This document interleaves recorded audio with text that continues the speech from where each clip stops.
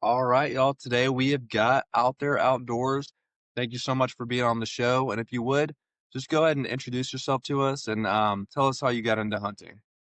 Well, my name's Clay Mathis, and I started that YouTube channel Out There Outdoors a few years ago. I mean, I'm here in middle rural Georgia, so I've been hunting forever, man. It's been, my daddy did it, and we did it a lot when I was little, and I didn't have much success when I was little, but that's kind of where it got started for sure.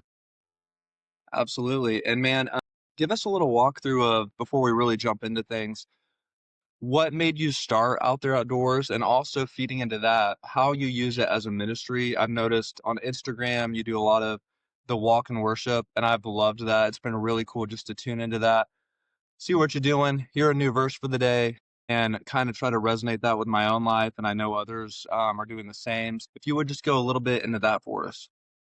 Well, to be honest, I've always videoed my hunts like forever. And I grew up watching the Realtree Monster Buck stuff. And I mean, we looked forward to that every year. Like we would go to Walmart and buy the DVDs the day they came out or the VHS tapes too. And I always wanted a hunting show, but it wasn't really cool back then. Like it was pretty hard to do it. It was there was not a lot of technology out there to like edit videos and stuff. So I've got a ton of videos that are up, like on these discs and stuff that probably could never use. But I guess the YouTube thing kind of started it. It just became like the vehicle where you could actually do that, where you could actually put videos out. Cause I looked into the TV thing. I used to talk to some people that had TV shows, and man, you needed a lot of money up front to pay for TV time and the space on the channel. So it was just the natural way to start doing it. And to be honest, the reason that I didn't do it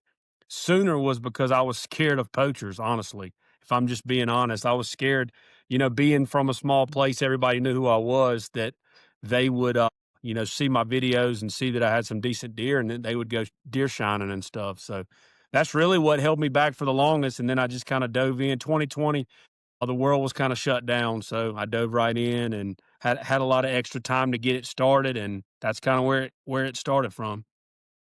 Absolutely, that makes sense. And that's about the time we started our podcast, was in that COVID, era where podcasts just kind of took off. And in the beginning, it was only just a podcast. There was no video. I don't think there was a YouTube channel or anything. It was just, talking to people about their hunts and kind of evolved from there. So it definitely seems like an era where stuff just, everyone's sitting at home, they're looking for content, especially, hunters. And it was a great time for YouTube and podcasts and things to kind of take off. For sure, yeah, hunting and like in 2020 when I kinda first started doing it, there wasn't a near as many like, everybody's got a channel now. I mean, and, people that they get their phone and they can sit on a cornfield in Iowa and record a 160 that is a deer that the first deer they've killed like that, and they'll do, 100,000 views in, like, a week, and it's being where I'm at in Georgia, we've got a lot of as far as the rest of the world is concerned, a lot of very average deer here that we're hunting. Like a big deer for me in other states is super average.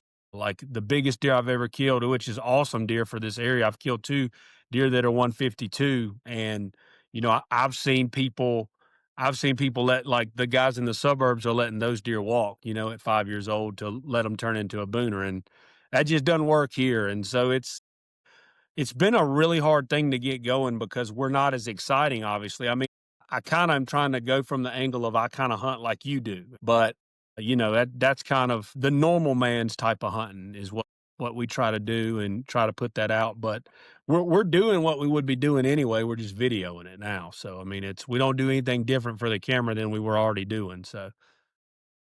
Right. Absolutely. Yeah. I resonate too with what you said about worrying about poachers. And for me, it's not just worrying about poachers. It's a mixture of that and worrying about other hunters too in the area I'm at. Um, I always second guess everything I say.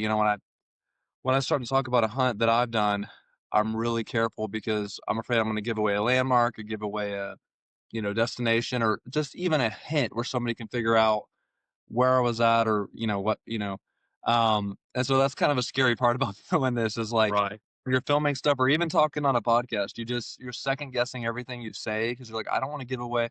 A buck that I just got this season, there's some really cool factors of the hunt that I would love to share that I think would just be super cool for people to hear.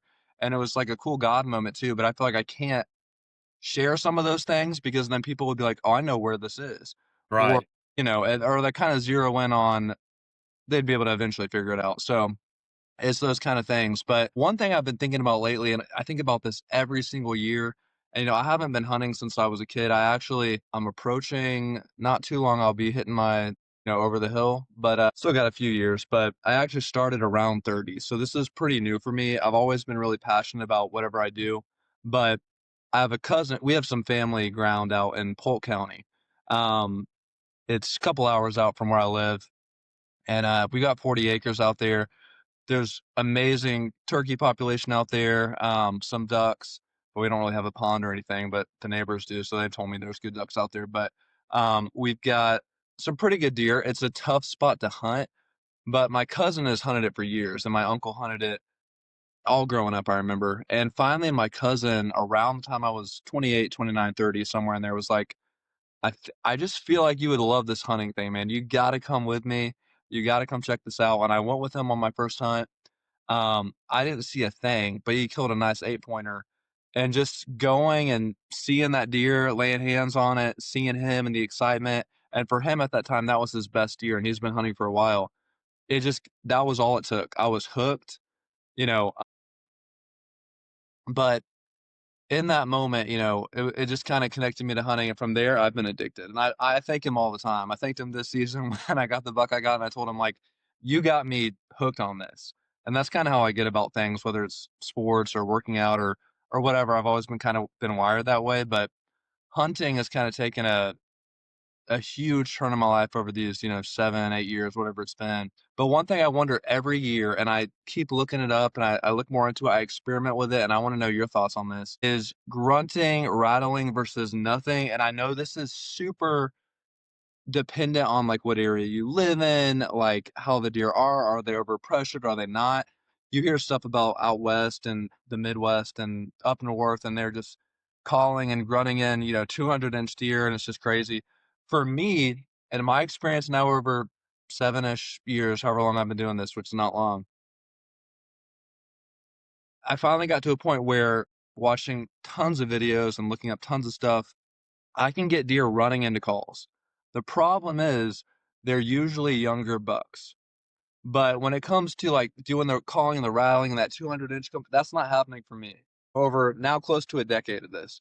So I'm just curious, you're hunting in Georgia, same area I am. I've talked to a lot of people on the show that hunt out up north or Midwest, and they have great success with that. But just being another Georgia boy, like, what is your experience with that? Are you normally silent? Because I have people that are in my corner that are like, they are hardcore. You don't make a sound, like those type of people. And then I've talked to a lot of guests who obviously have had great success up north or Midwest doing that. So what's your take on that? I have never. I think I've called one buck ever with a call that I shot right after, and it was I saw him go into the woods and called, and he came back out and I shot him. I've never had a lot of luck with it. I don't do it a lot anyway. I'm always too nervous to do it because the way it kind of works out is I kind of like this year's going is I kind of pick out one deer and I spend my whole year until either he's dead from a neighbor, if he gets run over or I kill him, I'm not going to really get off of him and a lot of times, unless I know that deer, his personality, it's not gonna, it's. I had a deer that I killed opening day of bow season one time that was a real aggressive buck, but I didn't. I killed him. I killed him in the food plot opening day, like he was coming to eat. So I never got a chance to see how that worked with him. But I've never had a lot of luck in this area grunting or rattling. I mean, I've done it before, I've tried it, but I've never, you see it on TV, obviously on YouTube that guys will do it in the Midwest and those deer are coming to it. But here I've Right. just never, I feel like a lot of times what's probably happening here is the deer tries to get downwind and I'm trying to hunt in a spot where they're already upwind of me. And so they eventually probably find a way to circle me, the mature bucks at least. And then I probably never see them. That's kind of what I've thought. Yeah, that's such a good point because I don't know what it is about. And again, every region has their own challenges, so I'm not saying, but there is something about I've seen all those videos of, like I said, 200-inch deer running in up north or the Midwest, and I know those areas have their own challenges, but it just seems like I will say this, going to what you said, 2 or 3 years ago now, one of the bigger bucks I've ever hunted, I was calling rattling that day. I did it a lot early on the first few years, and then one of the trackers who's really good friends with me now, and he's helped me out a lot over the years, he has told me he is, like, diehard against it, like, he kills big bucks every year. In fact, for a few years I've known him, this dude kills he's tagged out in the first 2 to 3 days of bow season, and they're monsters. I mean, they are Wow.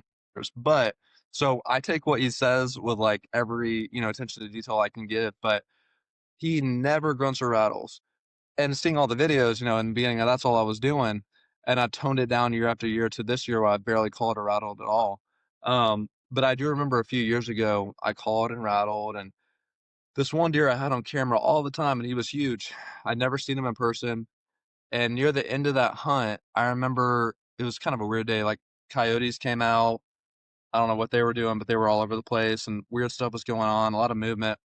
But all of a sudden, I just kinda got the littlest bit of movement, like, back to my where my peripherals could barely reach, and I kinda looked back, and sneaking behind me downwind, of course, was this big buck I'd never seen in person. I'd called and rattled, and I mean, the way he was coming, you wouldn't think a deer would do that, and I know he just did it because I was calling and rattling, and he wanted to see what was going on. I turned as soon as I did, he caught my movement. He took off behind me, went around, and that's the only time I've ever seen that buck. But it does seem like around here, and I'm not saying they don't do it in other places, but if you call and rattle, the thing is they're gonna come in downwind. They're gonna sneak in on you. I don't know how many times I did that in early years where a monster was probably behind me and I never knew it. So it's kind of a terrifying thought. For sure, no doubt.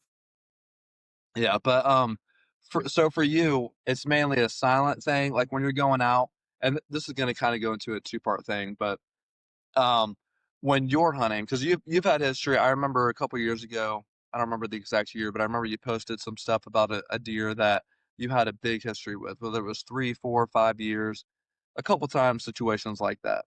And I really wanna get into that because I've had a couple bucks where there's one I've got 4 years of history with right now, there's a couple with 3 and 2, and they're all giants, some bigger than the one I killed this year. And when you're doing that, there's a couple things that go into this. Are you, obviously you're going more silent mode, but a little more into that, like what you're doing to target them.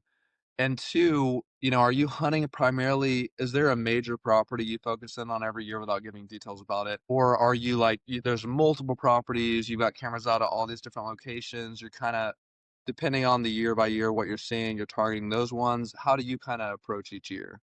Well, I really that's it's kind of the reason I wind up being so busy during hunting season is we've got the main property, and the reason, and it's probably the worst property I have too. Like as far as there's not a lot of good trees to bow hunt it. There's no water anywhere. There's not really a lot of it's CRP grass everywhere, like just dry, sandy. But it's our family property, and we've been under a lease with solar panels are getting put up on really pretty property all over this place where we're at in this part of Georgia. And our family's on a lease for that. And we have expected them to put the panels up, which would take, basically I'd lose that property. And they hadn't done it yet, which is kind of why I focus on that property so much. And it was the one I was hunted as a kid too. But so I've got that as a main property. The property where I've killed the biggest deer or on another property that we own that's only 20 acres, but it's the right 20. It's got good neighbors, and it's got 160 acres of pecan trees that I also this year got permission on. So as they grow, they'll hide my property more. But I guess I've got several leases. I've got like 30 cameras out all the time. And on that main property, there's 9 or 10 of them there. And then there's 20 spread throughout the other ones. And, a lot of times the way that I keep myself, because I'll be honest, man, I have a hard time letting deer go. That's just me. I love to shoot, I love to kill deer. And so what I'll do is like right now, there's a couple deer that I don't want to go hunt because I'd kill them. They're moving in the daylight right now, And one of them's a 4-year-old that I'd be fine with killing, but I'm just thinking, like, if I just ignore him this year, maybe he'll survive and I'll get a chance. He'll be really big next year. But most of the deer, especially the ones on the channel, are deer that I've got tons of history with. The first year we got started, some of those deer I had not known them for as long, but the deer I'm hunting now, I've known his whole life. He's a 5-year-old, and I can go back and show you what he looked like 4 years ago. He's had the same shape forever. The reason I think he's been so difficult for me to hunt this year is he's been standing beside 3 other deer that we've shot, like, right beside him. He was out there.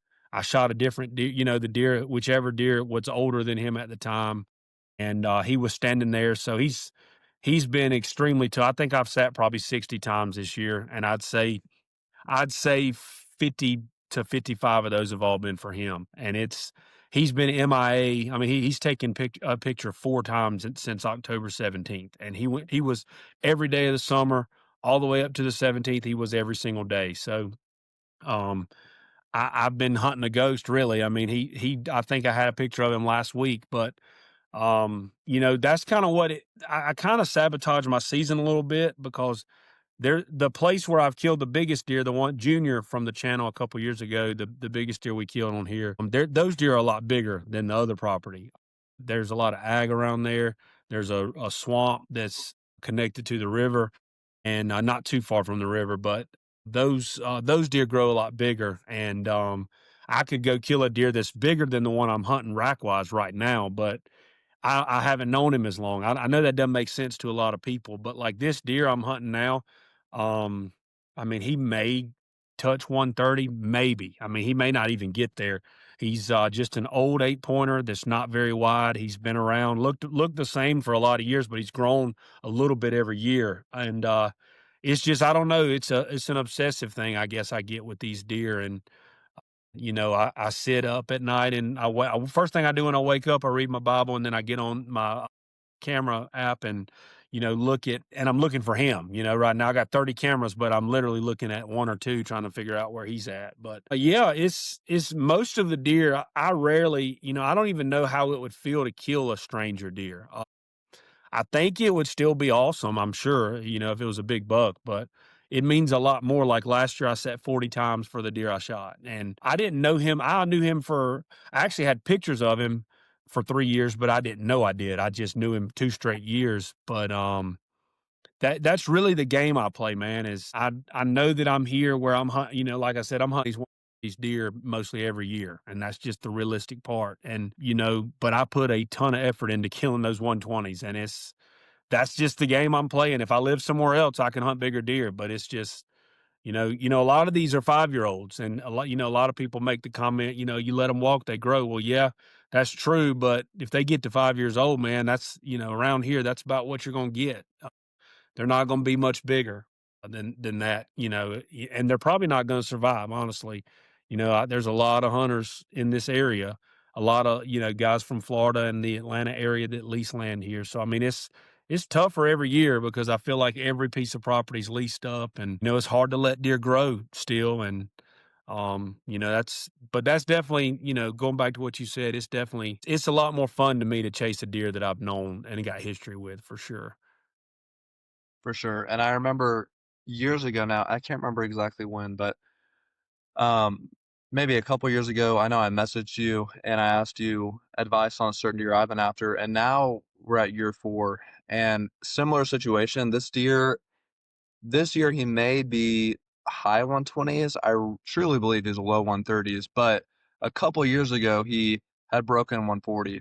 And I sent it to just a few people that I've grown up with, and they all said he easily breaks 140. And then he backtracked pretty badly last year, where I almost didn't even know if I wanted to shoot him. And then this year he jumped back up, but not quite to where he was. I think he breaks 130, but at this point with him, like you said, it's the history. It's man, all the nights that I laid up, couldn't sleep. I mean, this deer, it's a literal. I named him Curveball because everything I've thrown at him and all the strategy over the years, everything I throw, he throws me a curveball and goes right around that thing, and it is mind blowing. It keeps me awake at night. Even still, I'm tagged out in Georgia. And at this point, I'm really worried because I think I know he's either 6 or 7. I think he's 6. And we've had a couple people from Drury Outdoors on here, not Mark yet, unfortunately, but I love watching his stuff because I mean, of course, they're in a different environment, different area, but what he has always said about 6-year-olds for him, and I don't know if this is the same for South Deer or not, but it would make sense if he is 6. He has always said when there's a 6-year-old deer, it's the most nocturnal they ever get, the most ghost-like they ever get, and that has been him this year. That's been Curveball this year, hands down. So I'm thinking if that correlates, between North and South, I think he may be 6 because this year he has been tough. He'll always give me my handful of daylight photos, my handful of daylight opportunities, and over the years, horrible stuff has happened where, like, one year will always stay on my mind, October 14th, where my wife and I had to go to a wedding, and it was gonna be pushing it to hunt.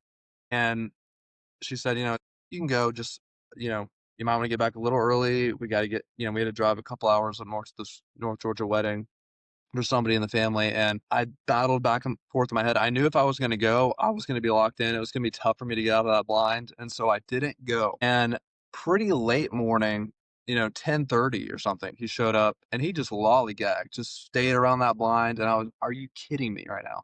And there's been so many more situations like that since then with this deer. But this year, it's been pretty much all nighttime photos. Even in the summer, he was giving me daylight, but he was very, in the summers in the past, it's been really easy. But even this summer, he only gave me a week here where he was daylighting every day, a couple weeks off, another week here, but that was it. So what I really love, like you said, is those deer where you have the history with. And he drives me nuts. I mean, this year that was my target deer once again, 4th year in a row. And then another deer who I had at least 2 years of history with, who ironically named Crypt, who I got this year. He was actually scored bigger. And it meant everything to me because it was my biggest score deer. He was mid 150s, and that was with like a rough taxidermist score. But I want to get him officially scored. But he was mid 150s, great deer. He blew up this year. But Curveball's the one who's given me just like the hardest time. And so for you, I remember you posted one or two where you've had that crazy history, whether it's 4 years, five, whatever it is. For those, you've kind of gone into how special it is, even if there are. It's like now the one I'm chasing, he has dropped down to that high 120s, low 130s, but he'd mean everything to me if I got him. 100%. So next season, I'm looking into him. I've even gotten to a point, and I don't know if you probably know this point too, but where I'm worried because he had backtracked last year and he somehow rebounded a little bit this year, but he's getting so old that I think he may go downhill next year. So I've even looked into, do I put the wife on him? Do I put the kids on him? But I feel like it's like a weird thing because it'd be so special, but at the same time, something you pursued so long, it's a hard line. But for the deer you have had that history with, like, go into a little bit about like what helped you year to year. Was it the patterns? Because for me, looking at curveball, the patterns, similar to his name, he throws the curveball every year. They're different. Some years he daylighted early October. Some years he was daylighting like last year on this time, right around this time. Like it gave me 4 or 5 days in this week right here. This year I haven't seen him in this time. So what have you seen with that? The patterns, are they the same? Are they different? Have you found their sheds? Did that kind of tip you off to where they are? What kind of went into getting those caliber of deer for you where you were after them from 2, 3, 4, 5 years? So probably the one on the channel that I had the most is similar to one now, but a little bit different. So a buck named Hook, I actually shot him with a bow. And if you saw the episode, like my arrow hit the blind. I had misranged him. He was standing at 47 and I had ranged him at the grass in front of him at 37.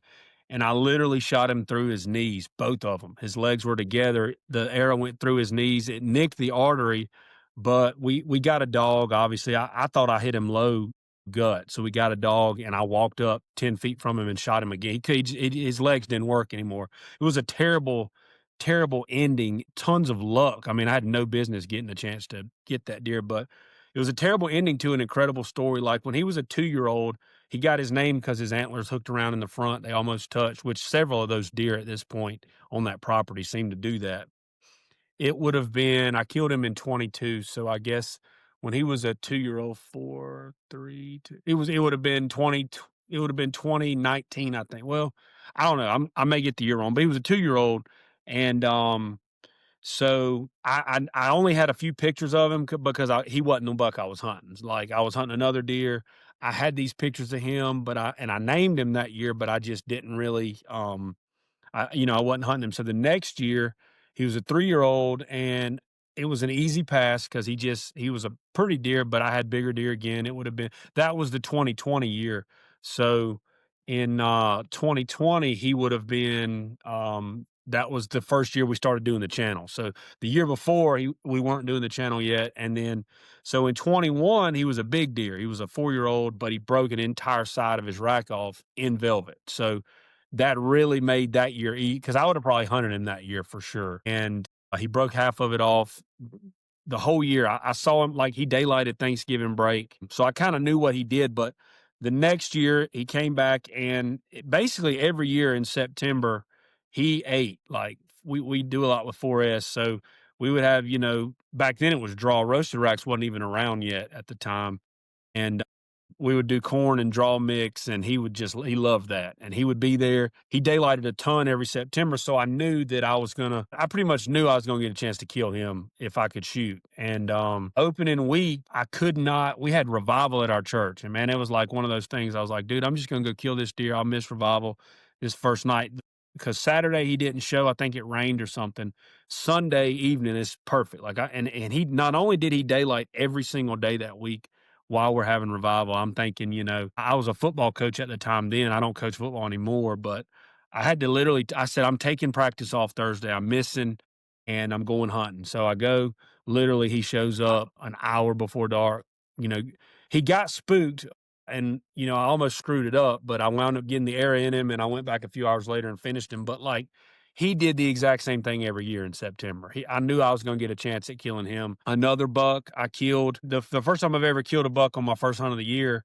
It wasn't a very big buck, but he weighed about 230 pounds, 240 pounds, big bully for this area. Short tine, but his brow tines were huge. So he was a bully though. I mean, he was easy. He came in to eat and ran everybody off, shot him with a bow.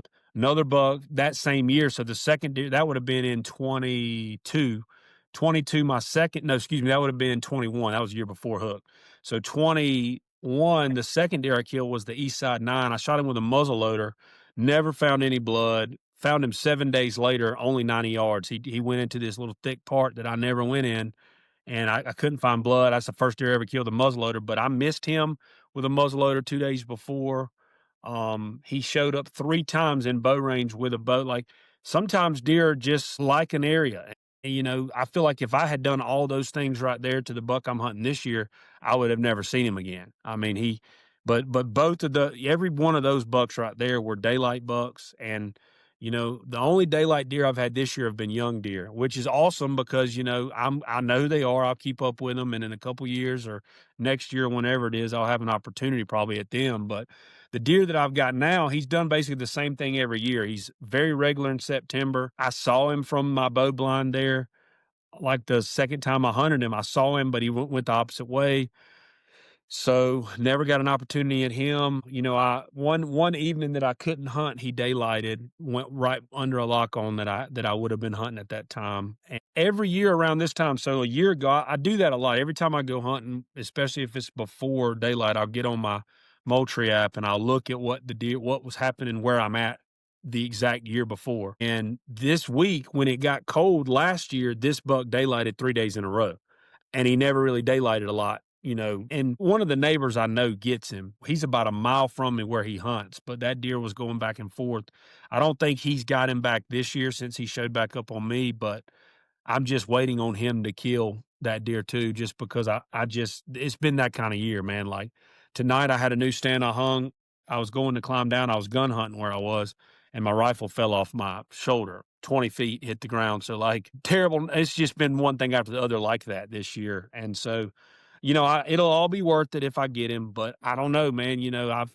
I've never not finished the drill on this property since we started hunting it like I do.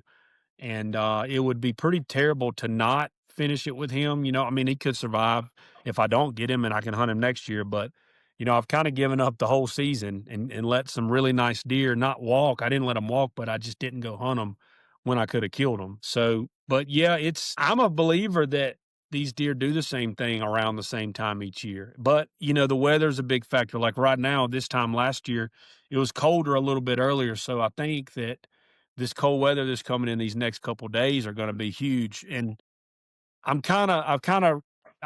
told it to the camera tonight walking in that like I'm gonna hunt this deer for this cold weather through this weekend, and then I'm gonna, you know, if I'm not gonna waste the entire month of December if he's not showing up. So I'm going to end up moving something. And yeah, like you said, my wife and both of my boys hunt too, and I would be okay with it because you know at the end of the day he ends up in this room here, you know, Right. with all the other ones. But I do understand like what the way I've always said it about them is I'm still chasing the deer, they're just pulling the trigger in a lot of ways because like I'm still doing all the stuff and I'm still making it happen for them, and they just got to show up and shoot them, you know, and that's just as cool for me, I think, at this point of my life. I wouldn't have said that probably 5 years ago, but right now it's probably just as cool for me to see them do it.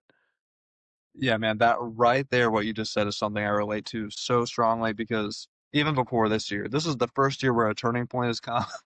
Because I can tell you from last year on, if I had said, you know, if somebody asked me, would you be okay if your wife shot curveball or one of your kids? No, not at all. It's got to Right. be me. But this is the very first year where, especially getting one that like, I just put curveball on such a pedestal in my head that when a buddy came and helped me track Crypt this year, he said, like, he knew curveball, and he was like, when he saw the pictures of Crypt, he said, you know, this deer is a lot bigger, right? And it's like, I don't even think I'd register that, honestly, because I just put him on this pedestal. When you chase something that long, it's like a myth in your mind. And it finally hit me that, you know what, he may go downhill next year. He's getting old. I mean, I don't know how much longer he'll be alive. Like you said, I'd rather him be in this room and in this house, Right. especially with one of you know, one of the kids or the wife or somebody rather than a stranger or, you know, or coyotes or a car or something like that. So it's finally hit me that, you know what? And now and like you said, it goes to that we're still hunting him. That's It's the right. strategy. I'm praying my soul out for this deer. I have for 4 years. And I do that with every deer I hunt. But I mean, for this deer, I don't think I've ever said a prayer for anything more, you know, as at least in the hunting world for this deer than anything else. So I'm hoping it'll all come together. But at this point, it really hit me like, and maybe that'll be God's plan, and maybe not. You know, maybe it will be a car, or coyotes, or a neighbor. I mean, I can't control any of that. But at this point, I'm just like the strategy from years before, knowing this week is a big week for him, especially for last season. And like you said, I think the weather's just been so much warmer. But starting Thursday, we know like starting Thanksgiving morning, I mean, we're gonna hit that front, and I think Thursday through this weekend is the best chance. I don't even think I know it's the best chance we have this whole season to get him. I'm taking my oldest. He's up to bat now. My youngest just got his first. So my oldest is up to bat, and it's the best chance we got at him. You know, if not, there's a few other bucks I still obviously let him shoot that are not quite as big, but I want to see what happens next year. But it is that really cool thing that I finally figured out this year. And it sounds like you're in a similar boat where like it's like we're still doing it in a way with the prayer, the strategy. I mean, that's so big. It's like figuring out and patterns on previous years and just kind of it's weird and really cool guiding someone else to do it. And this kind of leads into the next thing that I want to touch on is kids and hunting because I've got a buddy out in Tennessee. He lived in this area his whole life. He moved out, got a lot of property up in Tennessee, and they've had some really good hunting up there. But this year and even, I guess, starting last year, he's really gotten the kids and wife involved, and that kind of inspired me, because my wife had been wanting to get at it. Her friend hunts too in Florida, and this year was that year. I was like, "You know what? I'm gonna get them more involved. They wanna do it. I want them to do it." I've just been so focused on curveball that I've been a little bit selfish, you know, over the years, and this year I was like, "You know what? We're gonna do it." And I feel like God blessed it because I got my biggest one yet. My wife got her first year ever. My older son had gotten his first year last year. And then my younger son got his first year this year. Now we just got to get our daughter on the board. She's only 5, so I think we're going to start her next year. But go into that because from guiding people you love and are so connected with, but like it can be frustrating, man, especially when you get kids involved. I mean, the one my son just got, it's been a whole thing. A short little spurt here. He was running around in the house the other day. He ninja kicked off our wall. You know, that's what kids do. He ninja kicked off our wall and a deer mount fell on his head. We had to go to the emergency room. He got stitches. It was a whole thing. He also broke my mount.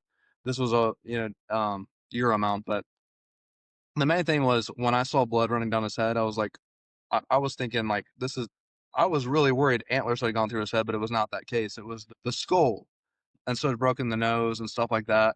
And this was right before he just killed his first deer. So we went to the emergency room, got him staples, and then being that level of maturity in kids doing what they do, I knew, and he wanted to hunt a deer. I knew hunting is going to be tough, and because also that had just happened, we had his hat really loose every time we went. I mean, so loose that it was kind of falling in his eyes. And the crazy thing was, I mean, it was doing that even at the moment of truth where there's a deer in front of him. He's, I'm telling him, okay, buddy, behind the shoulder, let's go ahead and shoot. He's like, I can't. Buddy, go ahead and shoot. It's, and, we're whispering, but he's like, I can't. I look over him and his hat is in his eyes and his mask is way up here. So I can't even see his eyes. I'm like, what are you doing? Like, get your hat up. So he goes to move it, but instinctively I'm like, don't move. And the deer see him move and he's like, well, I can't shoot. And I'm like, okay, go ahead and move. So like he moves, he puts it up, he ends up getting the deer.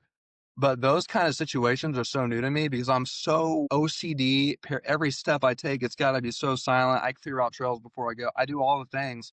And so kids has been a whole wow. Like talk about, it's so rewarding, especially when they get something like that right there, but so frustrating in those learning moments. So how have you dealt with that? Because I know a lot of people are going through that right now, trying to get their kids involved, and it's a whole other world of challenges. So kind of go into that a little bit for us. Well, the really and truly, I mean, we actually had we started using, I don't know if you've ever seen them, like it's a final rest where you can put a rifle on that and it holds it still. If it wasn't for that, there's no way that my 12 year, he's 12 now. He killed his first deer. He killed 2, I mean, he killed 2 bucks his first year, 2 bucks his second year, 2 bucks his third year. He's never killed a doe before. It's insane. He's killed 7 bucks, and really it was just, like I said, we've got all these properties and it's a lot easier to bounce kids around to those if we've got a deer that's showing up. But I helped him a lot to start with because I didn't want him to fail a bunch. I mean, a lot of people would disagree with that because I mean, when I was a kid, I missed a bunch of deer, but now it's so hard to keep kids' attention on stuff in Oh the yeah. world we're in now that, if they go every time and it's boring, they're not gonna love it. And it's okay if he doesn't love it, but it also would be pretty cool if he did love it too. I mean, it makes it a lot more fun. And, last year was the first time where he basically did everything on his own. Like, a lot of times I would help line the scope up or I would put it there and just tell him to pull the trigger or whatever it was when he was little. But like last year, I don't know. It may be his biggest buck. It's gonna be close. We haven't got it back yet. But he shot it and he wound up gut shooting it, and we wound up having to get a dog on it and chase it all night. And it was a learning thing for him too. But it was just, when he was an 8-year old man, he was making shots on deer. Like even though I'm helping hold it still in a lot of ways, but it was just, a lot of it I think is luck. A lot of it I think is, we just again, I'm chasing the deer. I'm just letting him pull the trigger.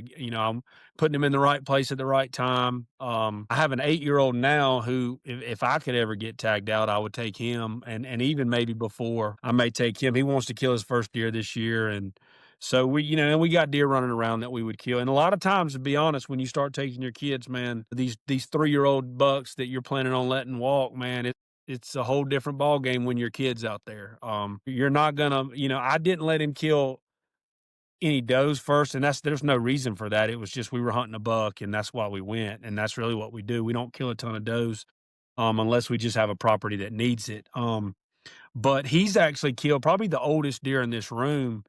He killed it because it was not a buck that I ever wanted to shoot. It was a 9-year-old deer, and I had pictures of him and videos of him when he was little, and he probably scored 30 inches. I mean, he went downhill fast. He was always a 6 point that just didn't have any good genetics, and the sad thing is there are a ton of deer that look just like him running around right now. I mean, he was, by the time he shot him, he was super old. He was, body even looked frail a little bit, but I mean, it was not a deer I was gonna use a tag on. He needed to go for, 3 years worth, but I just wasn't gonna shoot him, and it was awesome to get my son on him because he did his part in helping us out. This year, I took one for the team earlier. There was a 5-year-old 6 point that turned into an 8 point this year, but, I mean, barely. He had little bitty points, and I didn't wanna shoot that deer, but it was my birthday, and my wife was sitting with me, and I was gonna let one of them shoot that deer, but I was like, "Ah, let's just." I just went in and shot him. I actually part of the reason I shot him was because he had run the deer I was hunting kind of off. He Mm. had kind of taken his place and was the dominant buck, and so I kind of got rid of him so that he wouldn't.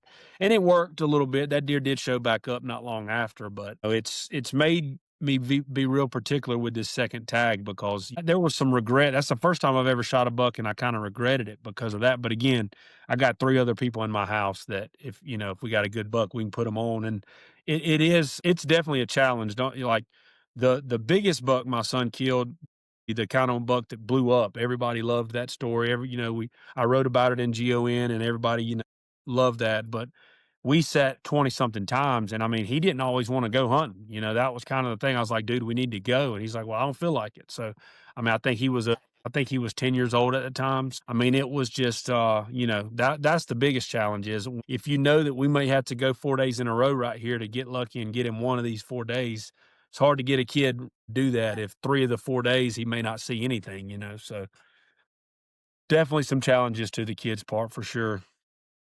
Oh, yeah. Yeah, I mean, it's been like you said, it's been so rewarding, but the journey to get there, it was rough, and I mean, it was trying me. Took a lot of prayer because, like, you love your kids, you want them to succeed, and like you said, you want them to find that same passion you have, and, like my younger one who just got his first year, he's a little thick-skulled like me sometimes, and he actually was really determined. He wanted to keep going back even when we had horrible sits where we didn't see anything and we sat maybe a little too long for a kid. And I was thinking, am I doing the right thing the whole time? I'd be surprised we go in. He's like, can we go back tomorrow morning? I really want to get this one or whatever. And I'm like, well, like, okay, that reminds me of me. But um, and then even more pressure because you don't want them to lose that. Um, I knew any deer, whether it was doe, whatever, just for him to get his first would be a big moment, and so for him, that's what that was. But yeah, it's definitely been, um, a new experience trying to get, like, kids and wife involved, and it's been so rewarding, and I look forward to that for years to come, but it's always gonna be, I feel like now, a challenge too because, like, you get locked onto those ones you want that, like that's, like, not your deer, but in a way, like, it's that one that you'd give everything to get that deer, and then still trying to get everyone involved, and I think for me, that kinda goes into the work I did this summer, and I wanna get into this with you is, like, after season ends, what you do. So for me, the last few years, it's gotten a little bit more intense. In the beginning, the first few years, it's like right before season starts, let's go throw up a bunch of feeders, set blinds, put up tree stands, and we were doing a ton of work, but it was last second. Now it's like the last several years, the minute season ends, and I feel bad, my wife thinks she's got a break, and then I'm like, it's go time again. I'm back in. I'm asking permissions. The properties that we own or have permissions already, I'm doing so much more work. I'm already setting stuff. I'm buying new blinds. I'm getting new feeders set. I'm adding more cameras. And lately, this is what I really want to get into because I'm just curious. Shed hunting has only become a big thing the last few seasons for me, but it's become big, and I'm not great at it yet by any means. But I've gone ham trying to get trying to get the sheds from Curveball over the last few seasons. I have not found them yet, and I think that's going to be the biggest piece of the puzzle for him. I think once I find those sheds, I'm going to be pretty have really good odds to get him that following season. But for you, when it comes to, how hard do you shed hunt? Do you even do that? If you do, what goes into it for you? What areas do you typically find them? I'll say for me, I've really locked into trying to look around fence lines, creeks, really brushy concealed areas. But ironically, I found some decent sheds, but when I found them, I've been hunting or not even looking for sheds. I've just like happened to oh, there's a huge, oh, cool. But like, I don't find them when you're supposed to find them, or if Right. I do, they're small. So, like, for you, do you shed hunt a lot? If you do, what are your typical factors for success for you? Yeah, I mean, I love shed hunting, but it's a lot of our properties. They're not huge by any means, and even if you've got a 100-acre property, the deer are not. They're not just living on you by any means. I mean, they're moving, and a lot of times I don't. The luck of the draw. I don't think I think I found 3 last year, decent sheds. One of my favorite things to do is just kinda walk through the woods exploring, right after the season is when you can really see those trails, and you can Right. learn a lot, in, February from what just happened to try to make plans for the next year. But no, it's I don't have I haven't had a ton of success shed hunting. I mean, by this time I've got a bunch of sheds because it's been, I've been doing it a long time. But I mean, I've never had a year where, I mean, very few of these deer on the wall do I have their sheds. I mean, I have a few, but not a ton. So it would be awesome to stumble upon where all those are because they're probably all pretty close to each other. I mean, every deer in here, the ones from that property, that same property, they're probably all in the same place. I just probably don't get to, don't ever look in the right spots. And it's there, to be honest, it's probably on the neighbor's property if I had to guess. For sure. And, for you, I know you touched on this a little bit already with the deer you've had history with, but and it sounds like with the shed hunting, it may be more the other thing, but for you, what's kind of helped you more with those like 3, 4, 5 year history bucks? Has it been sheds? Has it been this or that? Or has it been more like the history of trail cams or just the persistence of just we're going after it day after day, it doesn't matter what happens between those three things? Really, a lot of it with these deer, and it's, I'm very blessed, especially now. I'm a baseball coach is like my regular job, and I used to have to do football too. And when I did that, I all the extra, like I didn't get to hunt as much. Obviously, I wasn't home a lot, so I didn't get, now I don't have a fall sport, so like I can go hunting pretty much every day if I want to, especially when the time changes and we get home at 6 instead of at 8:30, like it does kind of at the beginning of the year. But no, a lot of it is I see these deer when they're young and I see where they go, even if they're not on camera. I kind of pick up on what they do. Like you can pick up if a deer's really spooky. You can pick up on if a deer doesn't care, because a lot of times with some of these young bucks, I've grunted at them. I've done stuff like that to mess with them. And, once they get older, it's, you really learn these deer.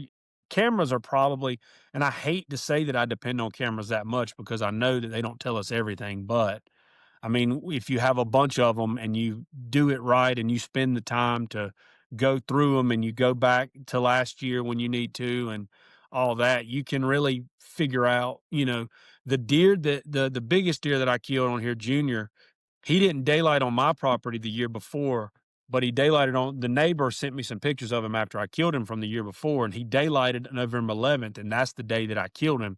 And I never had a daylight picture of him in 3 years. So I mean, that was just the time of year that he was out moving in the daylight, and he was just on my property at the time. He came out to eat in the food plot for about a minute. I was able to shoot him, and it was like I had zero.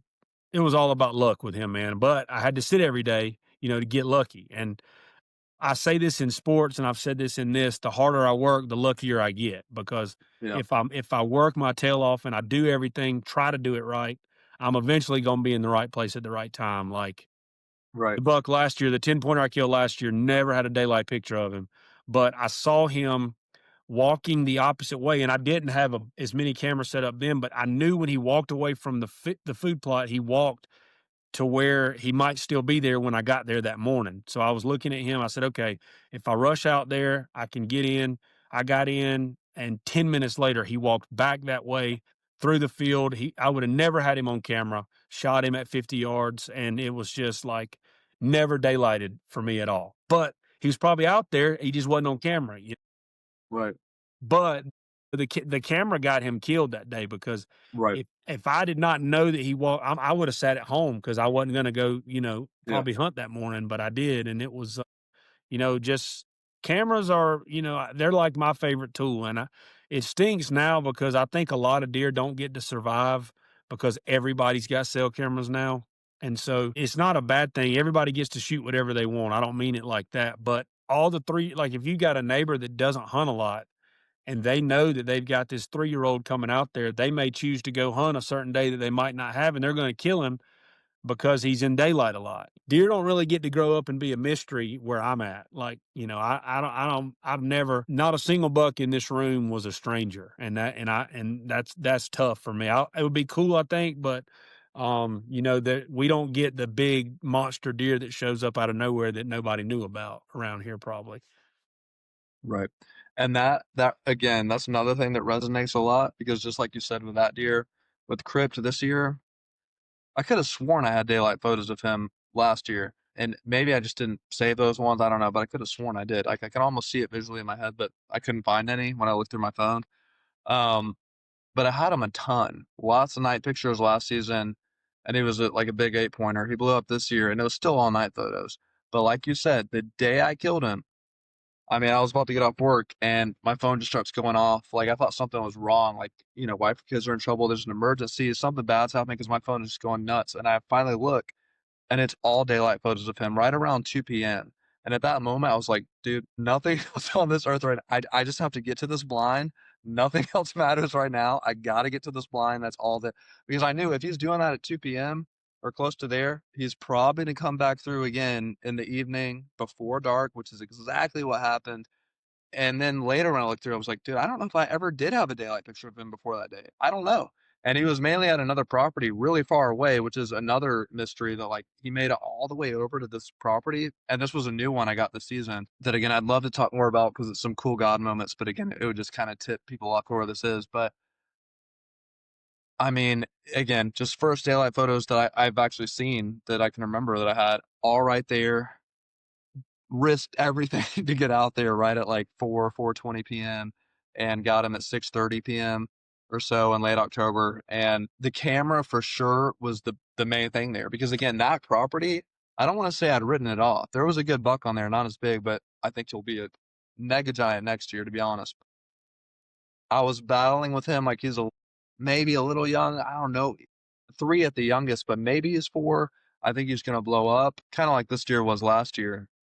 But I'd almost written that property off, and the crazy thing is I told a buddy a week prior, "Dude, I'm after Curveball still, I've been after him 4 years. I'm thinking about taking all my cameras off all the neighboring, like, properties and all the different permission properties I have," and this was a little extreme, but this is how I am, and putting them all on this one property where I've mostly had Curveball pics over the last 4 years.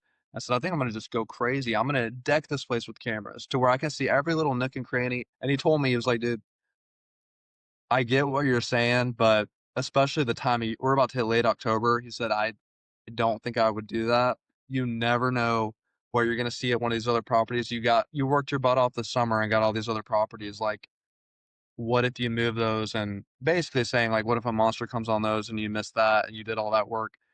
And that resonated too, because a lot about the summer, the nervousness, going up to people I don't know and getting all these new properties. I was like, okay, I'm gonna leave them. And sure enough, the least likely one, just about the least likely one I ever thought any of the deer I knew there were monsters would show up on, he did. So very similar situation to what you're saying, and I do think the cameras help. I've even heard people lately saying where they kind of debate, like, does it take away from the thrill or does it not? I will say this, for me, I know it doesn't take away from the thrill because sometimes it's those trail cam photos that keep me awake at night through months on end, Right. whether it's a buck. I mean, there's some bucks that I know are in the area where I hunt where there's one that's my primary already for next year, and I think he will be by far the biggest buck I've ever hunted. But for these deer, it's the cameras, and it's the cameras that keep me awake at night thinking, "This deer showed up. Where was he?" And I'm going through the strategy and trying to figure out and where I'm gonna ask permission now. But I agree with you. It's like cameras are kind of they're a two-edged sword, but it's like, Right.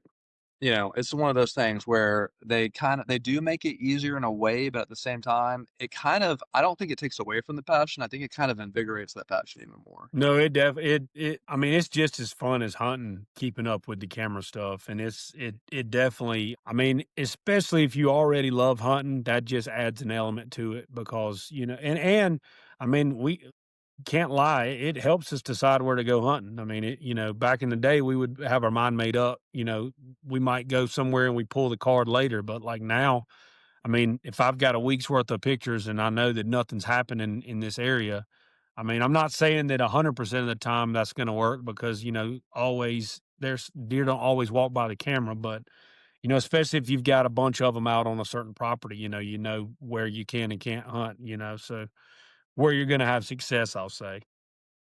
For sure. And we're gonna wrap up soon with what's new on the horizon for Out There Outdoors. But right before we get there, I do want to touch on I know we all have different products and different companies we're involved in. I'm okay, obviously, like we have our own people, but when people are on the podcast, I love for them to say what they're involved with.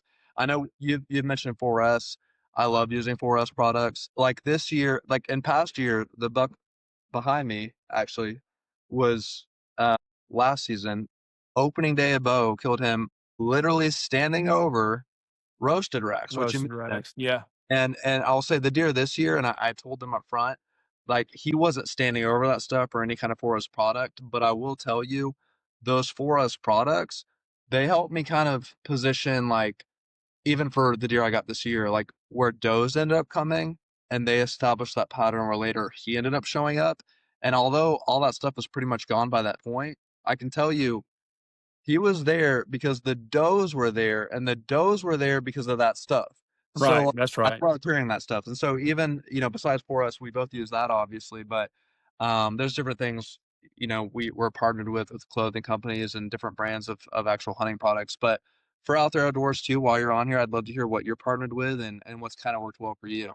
Yeah, man, this has been a big year for us, actually. I mean, 4S has probably been the longest. They're actually here. That like the county that I live for it. Like he was a friend of mine before he got big, and Oh, that's awesome. but yeah, so I remember I actually taught his daughters when they were in 8th grade, and I remember draw was just coming out, and I remember I would take it to the woods, and I'd be like, "Man, this stuff's unreal," and everybody started using it, and then he just took off, like, and he got the roasted racks. To me, I actually pour roasted racks out, and then I keep the tall boys of the draw because I can just keep. I get a box of them. It comes with like 20 or 24 or something in there, and I just take them in with me every time I pour out racks. I'll put that on top of it. I've been kind of partner with them the longest. The coolest thing that happened this year, man, I send emails a lot because that's the name of the game in this thing is you get partners, you get sponsors, and they help, share your stuff. And it's hard now because, anybody can tag any of those things on Instagram. So they almost don't even have to sponsor anybody anymore. Cause if a dude kills a 160, it's his first buck he's ever killed, and he had a picture of him on a Moultrie camera, he tags them and they share it on their story. That works for them now. It's a little bit different now, but we actually partnered with Realtree this year, which is one like loyalty is a big thing with me. Like a lot of guys I know that are in this space will change up on they'll use a different feed company every year, and that's cool, man. Especially if they're paying you. I'm not hating on anybody about that, but like, eventually, if you've said every one of them works the same, then you know what I mean. It doesn't really. I've never used anything besides 4S. I've never worn a camo that wasn't Realtree, and I've known Tyler Jordan for a while.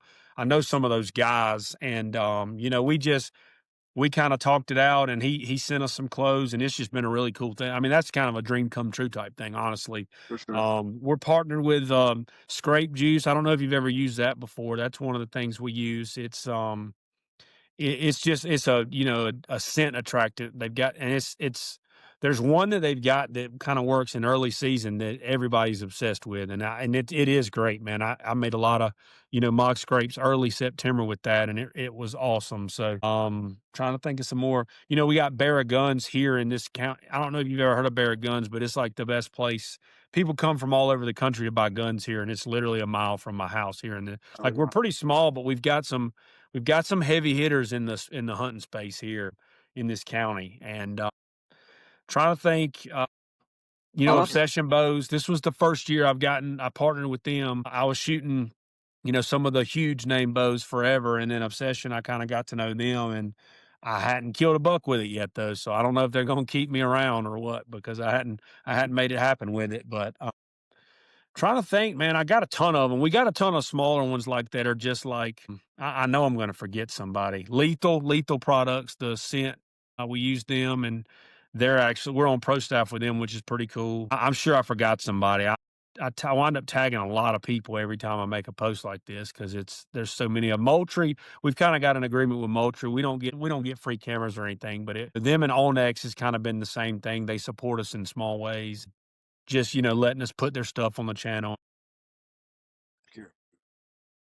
And so just to close out, just kind of tell us some of the things that are on the horizon for out there outdoors. Also, kind of going into what you've been doing, like the walk and worship. Some of those things have been really impactful. I know if they've been impactful for me, and when I'm going hunting or taking the kids hunting or whatever, and seeing those things, being reminded of a verse, having that applied to in a personal way, what's kind of on the horizon for you guys as far as that goes? And with, whatever products you're involved with as well. Yeah, I mean, really, there's not going to be a ton of changes, I don't guess. I mean, we're going to keep doing what we're doing. We got a lot of, the partnerships are all getting a little bit better. We actually just, we got an LLC now, and so we're gonna start doing more of the merch thing, and got some companies that are going to help us do some of that, and I don't know, man. It's every year it's crazy because whatever I do depends on what these deer are going to do, man. It's Right. I don't really, when you're in education, when you're work at the school and are a coach, you can't really leave for weeks at a time. We get breaks built in. Like right now, we're off this week. So technically, I guess I could have gone somewhere, but it's like, you don't always want to leave on your breaks. You want to kind of be at home with your family for those. And so, we're definitely trying to get more. I get to go to Alabama every year. I've got some family there. And I think that I'm trying my best to work into a Kentucky or something like that. Just every now and then, man. It's just hard to get it done in a 3-day trip, and it happens, I know, but it's hard to put in all the time and work it'll take to do that. But the walk-in worship stuff, man, everything that I do, I try to make it a ministry. Like my daily job is a ministry, like being at the school with kids. I get a chance. I know that it's, they don't really want us to talk about Jesus out loud unless it's during an FCA event or something like that. But I mean, if you live in a way that these kids know, you treat them in a way that they know, and then you get to know them, you can share Jesus with them. And, as a coach too, especially, I feel like I preach a sermon every day to my baseball team. It gets, and really, man, I kind of wanted to, when I was writing those things for GON, I centered all those around my faith. And I just thought about, I don't really do a ton of that on videos because, a lot of my videos are watched by young dudes, like guys that are younger than me. I've never gotten as many comments, obviously, good and bad, since I started this. I mean, you'll get guys arguing theology with you on the way that said a verse, or I've got, it's been really encouraging for me because I would have never thought that I would get the comments like, I needed that today, man. I'm going through, and they'll be real honest about what they're going through and say, I'm going through this, this helped me today. And I was like, man, I felt like it was a little deal. Like I didn't even think it was going to be something that was that cool, but it's been, and I kind of get on YouTube a little bit, I kind of get onto them because I feel like, I'll put a video, a YouTube short, for example, up of a new deer stand, and it'll do 50K views. And then I'll do the Bible thing and it'll get 1,000. It's almost like, we know our battle's not, with flesh and blood anyway, but it's just one of those things where, you wish that you would love it to be seen by 100,000 people. You want to be able to share Jesus with as many people as possible, but it became a thing, man. Almost every hunt in the afternoon. In the morning, it'd be a little bit harder to do, but in the afternoons, pretty much every hunt I've done it, and it's been, I ran out. I've had to start, I ran out of all the ones I could call out by memory by now. So, I mean, I'm having to study a little bit before I get up there and go for sure. For sure. Well, thank you for doing that, man. And everybody go check out Out There Outdoors on Instagram, on YouTube. I'll be honest, man, there's been times where I'm about to start working on stuff with this, and I get up at sometimes 4:45, 5 in the morning, and just kind of start work on whatever's going on. And I'll be drinking my coffee. I'll watch one of your things from the day before. Sometimes I'm just seeing it, or I'm seeing it that evening, and it is encouraging. It gets me simultaneously pumped up for my hunt coming up, whether I'm going myself or now tagged out taking my kids or wife or whatever the case is. And just makes me think about things and get in that more spiritual mindset of spiritually how all this connects. And so I think that's an awesome thing. Keep it up. And thank you again for being on the show. We're all going to be pulling for you and the buck you're going for this year, and kind of following your stories and seeing what's going on with that. But appreciate you coming on the show, and thank you so much. Yeah, man. Thanks for having me. It was a blast. I appreciate it. Absolutely. Well, have a great hunt, and hopefully, when this cold front hits, hopefully we'll be getting a good update here because I think this is closing in on that time here. Think we got a chance this week, man. I hope we do at least. Awesome, man. Thanks again. I appreciate it. Yeah, man. See you. See ya.